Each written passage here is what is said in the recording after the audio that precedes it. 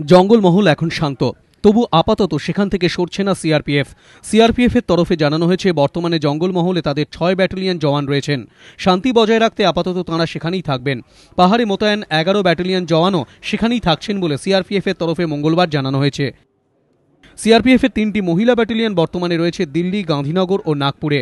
এবার পূর্ব এবং উত্তর পূর্ব ভারতের জন্য নতুন একটি মহিলা ব্যাটালিয়ন তৈরি করতে চায় সিআরপিএফ।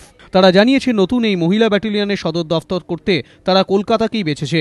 নিউ টাউনে জমি পাওয়ার জন্য ইতিমধ্যেই রাজ্য সরকারের কাছে আবেদনও করা হয়েছে। জমি পেলেই দফতর তৈরির কাজ শুরু হবে বলে সিআরপিএফ এর তরফে এদিন জানানো হয়েছে।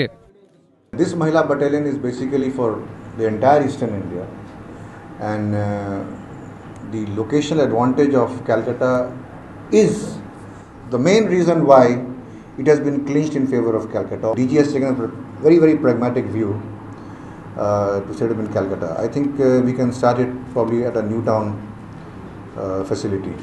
2014 সালে সিআরপিএফ এর 75 বছর পূর্তি, সেই উপলক্ষে দেশ জুড়ে নানা অনুষ্ঠানের আয়োজন করা হবে বলেও এদিন সিআরপিএফ এর তরফে জানানো হয়েছে।